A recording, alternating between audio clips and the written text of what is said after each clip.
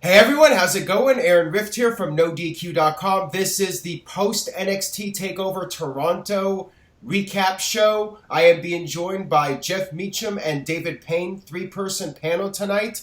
I thought tonight's show was very entertaining from start to finish. I'll start with you, David. What did you think of the show? Yeah, I think overall it was a great show. I mean, I like the formula of only having maybe five matches or six tonight? It was only five, wasn't it? Well, yeah, remember, it was five, but one match was best of three falls, so it was like seven. Right, exactly. And I like the best of three falls in a tag team scenario. So, overall, I thought I would give it like a 4.5 out of 5 star if I was rating it, for sure. What about you, Jeff? I have to concur with David. I think other than what seemed like a very anticlimactic finish to the main event, which I'm sure we'll get to momentarily, I thought the show hit all points. I thought every match delivered the way it should. I know Aaron was surprised at the outcome of the main event because he sent me literally WTF Joe won over Facebook. Like, we were all like sitting here like, oh, okay. But I loved the women's match. I loved the tag team title match. And I know everybody that's a fan of the Hart Foundation and Demolition match in Summer 1990 was like having a moment there in their couches. It was unbelievable. Just a great show. I missed most of the Dusty Classic match because I had some issues with the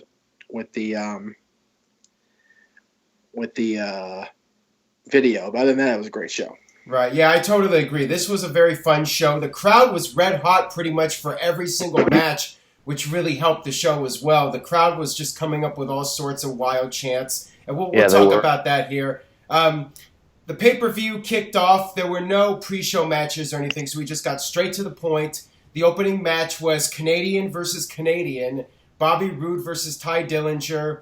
Bobby Roode had a choir doing the entrance for him, which made the intro even more glorious than it already was. Just when you thought it could not get any more glorious, they had this epic choir for him. The crowd was into both guys. The crowd actually did an "This is awesome" chant before the bell even rang, before the guys even locked up. So that was a sign of things to come on this show. The crowd was just red hot. They were very hungry for WWE action. You had Dillinger going right after Roode. They were brawling on the outside. As the referee was counting while the guys were on the outside, the crowd was doing 10 for each number. And they were doing this for the entire show, not just this match, but the other matches as well. So, David, I'll start with you. What did you think of this match overall? Yeah, I thought it was a great opening match. And, of course, the win, it deserved to go to Bobby Roode, because I don't anticipate him being on NXT for long. He'll be on the main roster sooner or later. But, I thought it was a great match. And, to me, I've always been kind of a purist when it comes to that. Like, the crowd makes it for me. That's like one component of a great show or a great match is the crowd. And they were certainly into it, and I was into it. And, I was glad to see Bobby Roode get the win there. What about you, Jeff?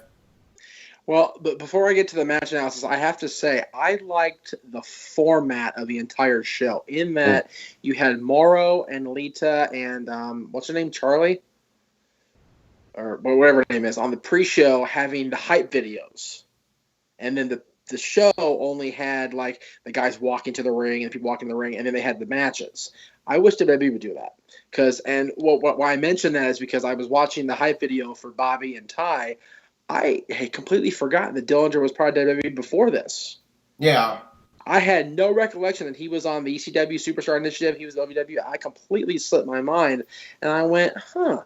It's amazing how much respect I've gained for him to having a second chance and really going to town with this Perfect 10 gimmick. Having said that, you're coming up against Bobby Roode in Toronto. Yeah.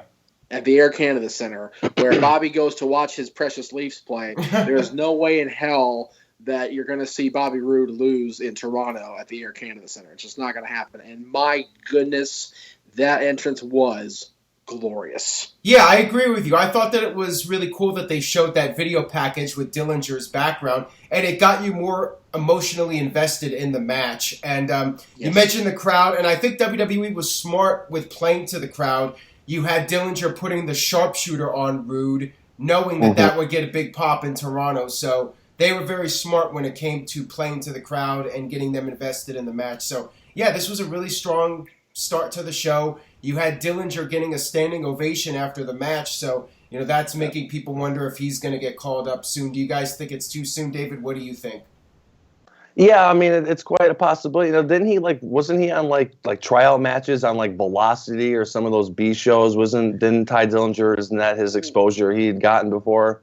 Like they said in the package, he was part of Teddy Long's ECW Superstar Initiative back in whenever it was 08 or 09 that Teddy Long was on ECW. Yeah, and the washed up version of jobbing ECW. and jobbing and jobbing, and it didn't work out for him. So if I were to call somebody up right now, it wouldn't be either one of them. I think Bobby's the bigger superstar. He has been since the moment he joined.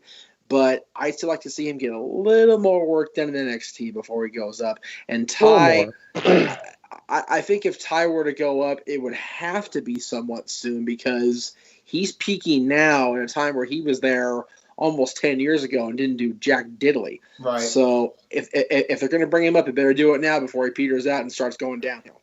That's true, but I will say this, though. Bobby Roode reminds me a lot of his old man. It was kind of nostalgic watching him. He's very crisp in the ring. He reminds me a lot of his old man. Old man. Bobby Roode, ravishing Rick Rude. Well, that's not his old man, but similar name. But yeah. I was like, wait a minute, they're not related. It's been a long week. The announcer did call. I'm not sure if it was Phillips or Graves. One of them called Bobby Roode Rick Rude during the match. I remember that.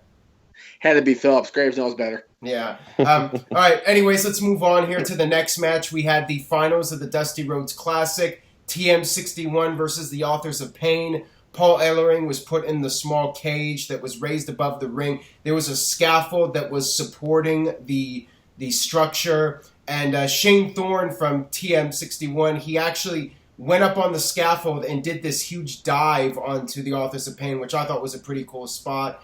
And they did a lot of flashy offense, typical smaller guys versus the bigger guys type stuff. We had the spot, which a lot of us expected, where Paul Ellering dropped the chain from the cage down to the ring, and the Authors of Pain tried to use it. The weird thing here, which was kind of awkward, was that one of the Authors of Pain ended up throwing the chain, and it landed in the crowd, and I'm not sure if somebody got hit with it or not. I thought that was going to be the finish, but instead the chain just went into the crowd, and then the Authors of Pain hit their last chapter finisher for the win. So that whole finishing sequence was a little bit awkward, but this was a good match, probably the worst match of the show, but still a good match by normal standards. David, what did you think?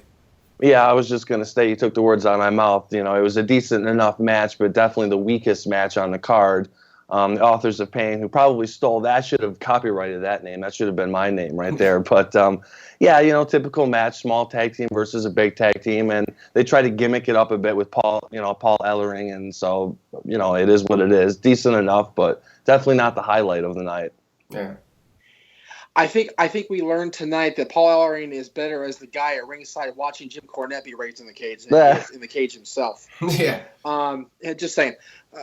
That chain thing, that it's really bad because that chain thing stands out more than anything in the entire match because that could have hurt a member of the WWE Universe. There could have been some serious ramifications if somebody got hurt there. Oh, yeah. So, for me, when that stands out more than even the scaffold spot or the moonsault, which was a beautiful moonsault. Yeah, it was. Yeah. You kind of go, the Dusty Classic kind of fell short this year compared to last year. Yeah. A little bit. And afterwards, they had the trophy presentations. You had Triple H out there. You had William Regal out there. You had Dustin Rhodes out there, not in character as Goldust. No Cody Rhodes there. Obviously, he's gone. They did not bring him back just for this. So that was that. That was the Dusty Classic this year. And like Jeff said, I think last year's will be more remembered than this year's.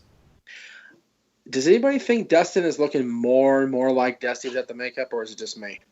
The American Dream, Dustin Rhodes. A little bit, maybe a little bit. If you will. Yeah. Just hopefully he keeps the weight down. Yeah, right. We all know how much Dusty Rhodes has made in No DQ videos career in general. So, much props to the Rhodes family, as always.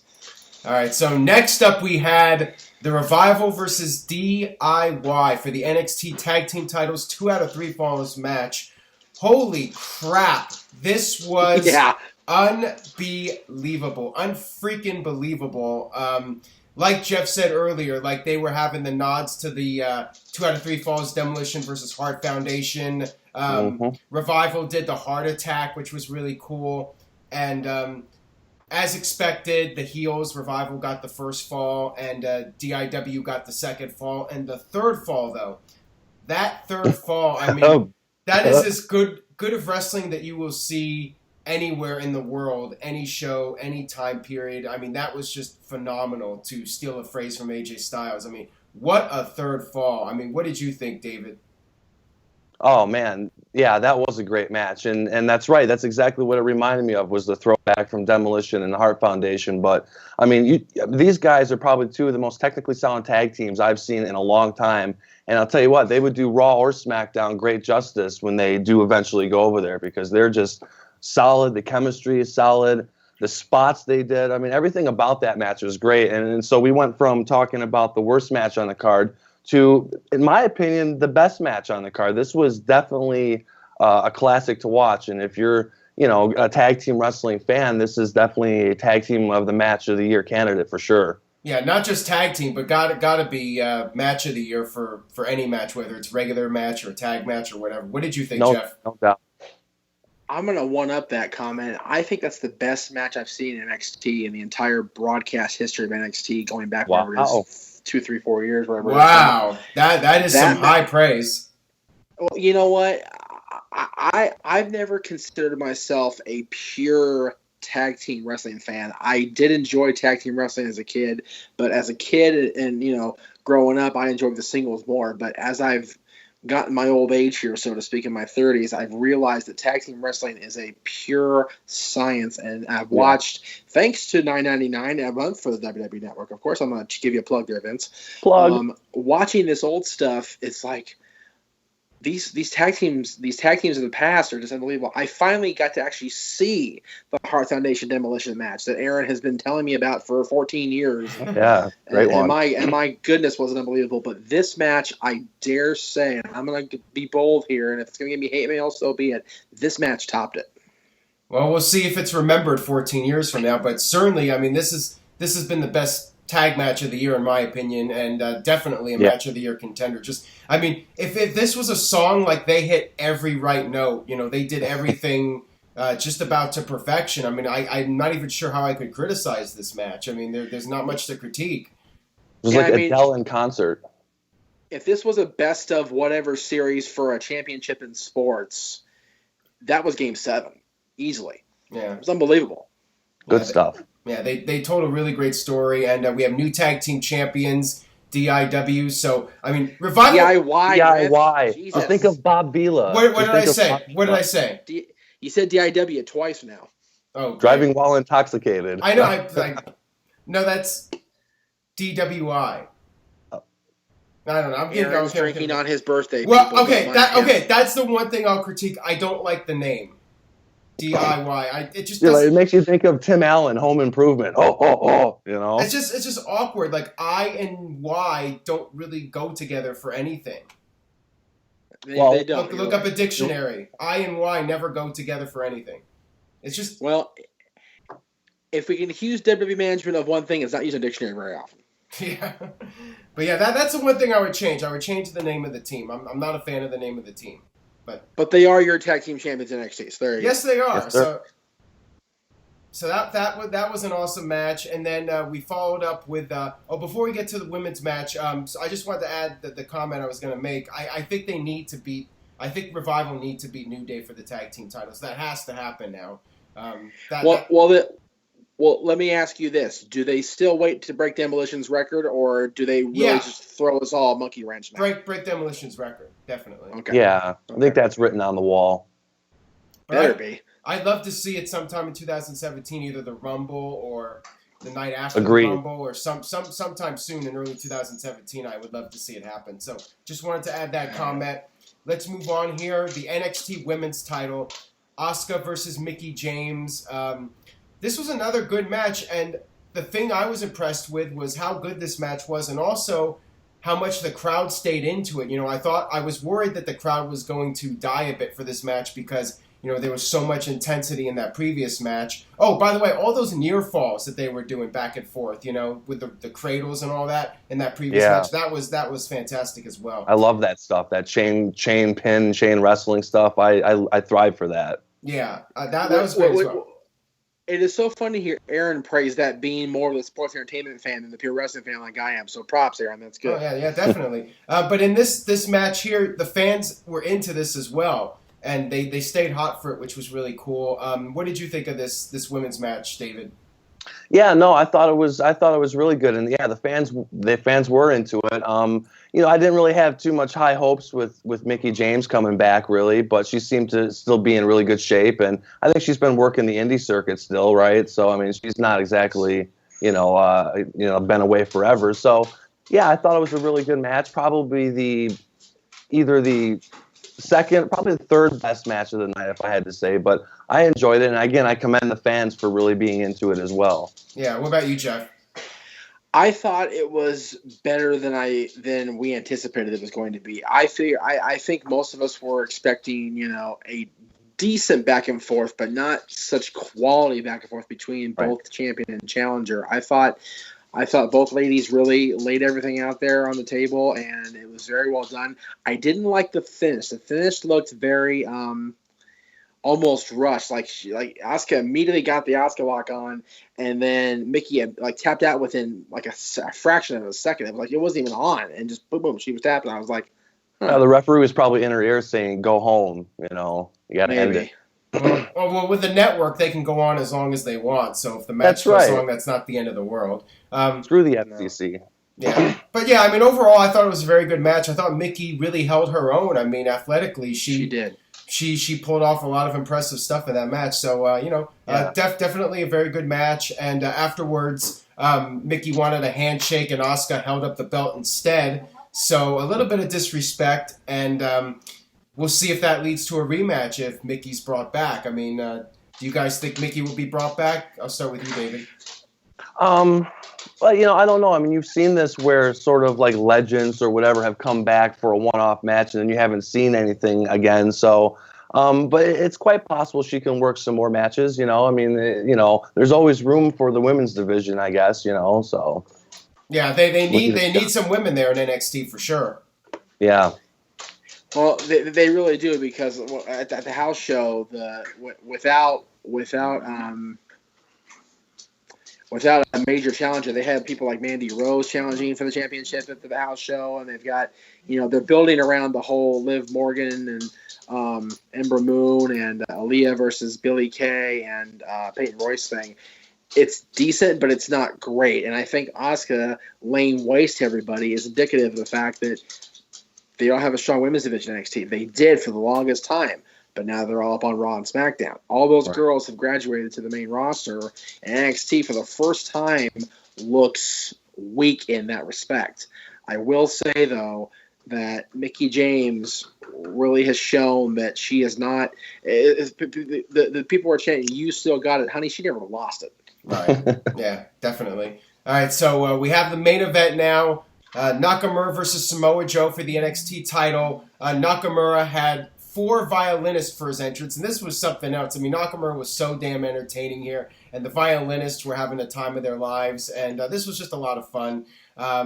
They exchanged strikes when the bell rang. It was just smash mouth right off the get-go, and they were brawling in the crowd for a while, and then Samoa Joe slowed down the pace for a while. Nakamura eventually made his comeback. He hit a big German suplex to Joe. Joe kicked out of the Kinshasa. Joe hit he actually hit 3 German suplexes. A combination. Kielbasa. What was that? The Kielbasa, that's right. Yeah.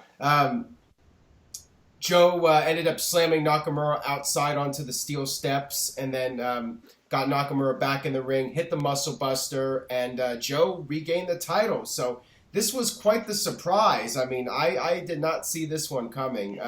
What did you think of the match, David, and the title change? First of all, yeah, I was surprised because I thought that Samoa Joe was going to get bumped up rather soon. Now, I mean, he still can as the champion, but normally the formula lately has been the champion loses, then goes off to NXT. But first of all, hats off to CFOs because for all the crappy theme songs and entrances, they got a few right, and one of them is definitely Nakamura's. That was great. And this match is everything I thought it would be. It was almost like UFC style. I mean, yeah, exactly. So stiff, and I mean, two guys that have worked together throughout the years. They don't mind being stiff with each other, so that makes for good TV anytime they don't mind being a little stiff and causing some natural blood. I like that personally. So yeah, my hat's off to them. What about you, Jeff? I don't know what to think. I liked the match. It was okay. It was very, very brutal, very intense, and definite back and forth. A lot of very, very strong style from both of them. But it was almost like people. It was almost like it felt more like a Vince swerve than a Triple H finish. Right. Like, well, everybody expects Nakamura to retain, so let's just throw a wrench in their works. It's like, whoa. And you mentioned, Dave, that they won't call him up because he's champion. Kevin Owens went up as NXT champion and was very successful very early on. That's true. I'm not saying it's going to happen in 2 months or whatever it is, almost 2 months, a little over 2 months. But we could see Joe in the Rumble as NXT champion and really make a strong showing. Yeah, well, I wanted to see Joe show up and confront Brock Lesnar at the end of Survivor Series. Now, maybe that was all part of the plan. And maybe the idea is that WWE doesn't want Joe losing and then coming out there and confronting Lesnar after he lost the match. They want him to be champion, so he's already established as a top-tier guy who doesn't lose, and the fans aren't thinking about the loss that he had, I was going to ask both of you, because I wasn't part of the Survivor Series prediction show you guys did, and very well done, by the way, both of you. Thank you. Now that Joe is NXT champion, do you guys expect him to show up tomorrow night in any capacity? I mean, it could happen. I mean, like you said, maybe this is just a swerve to throw people off because everyone thought that Joe was going to lose and then get called up to the main roster, and they want people to be surprised tomorrow night. I mean, I still have my doubts. I mean, even before this pay-per-view tonight, I mean, even though I said publicly I wanted to see Joe show up at Survivor Series, I wasn't expecting it. That's not something I was officially predicting for Survivor Series. Just because I have my doubts that WWE will go with Joe as Lesnar's opponent for WrestleMania, which I think they should, but I have my serious doubts that they will. So we'll see. I mean, I would still be very surprised if Joe shows up after Survivor Series, the Goldberg-Lesnar match. Yeah, I would be too. But, I mean, from a booking standpoint, it would be great, right? I mean, the door is kind of closing on Brock Lesnar's career, and that's if you're going to, Brock Lesnar's been in all these brawl-type matches, well, have him against somebody that's equal to him in athleticism and size, and let that be like, let all the MMA fans cream themselves to watch that match. It'd be great.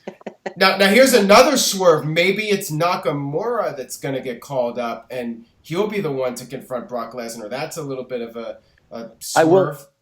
I'm glad you said that because I will say this. I'm sorry, Jeff, but I've been saying this the whole time I watched him, and it's no offense to Nakamura, but he's gonna need a mouthpiece. He's gonna need a Paul Heyman type or something, a manager, I think, because his promo skills just aren't there. The language barrier is still there a little bit. So I don't know who you guys would put with him, but if he does get called up, I would see him being with somebody that would be his mouthpiece.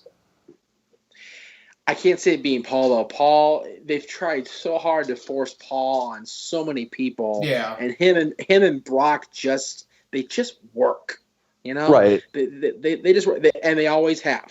Well, it doesn't have to be Paul. Somebody like Paul. Like, it could even be like a Ric Flair comeback or somebody like a legend endorse him sort of thing, How about one of the greatest indie wrestling managers of all time, Jeff Meacham? There you go. Well, I mean, the thing about him, though, is that Goldberg had that winning streak and was WCW's hottest act, and he never talked. He never cut promos. Now, of course, that's WCW, true. And we know the WWE way of doing things, and they're going to want Nakamura to do comedy and cut jokes on people and that sort of thing. So, I don't know. I mean, it's very interesting, but the word I've heard is that Nakamura is going to be staying in NXT because they want him as a drawing drawing act for NXT since they're traveling so much. Right. So it's hard to say what's going to happen. I mean, my gut feeling is it's just going to be Shane versus Lesnar at WrestleMania. And something will happen at Survivor Series where Lesnar and Shane have a confrontation, and that's what sets up their match for WrestleMania. So I'm not expecting either Nakamura or Samoa Joe to appear at Survivor Series, unfortunately. I would love to see Joe, but I'm not expecting it at this point. What do you guys think? What do you think, Jeff? Do you think either one of them will show up, or do you think it's just going to be Shane? I think if they were smart, they would not put, because I don't care how controlled he is. I don't care what kind of reins they have on him when it comes to him being in the ring in WWE. If Vince puts his little boy in a match with Brock Lesnar, Shane McMahon is going to die. So if it was me, I would be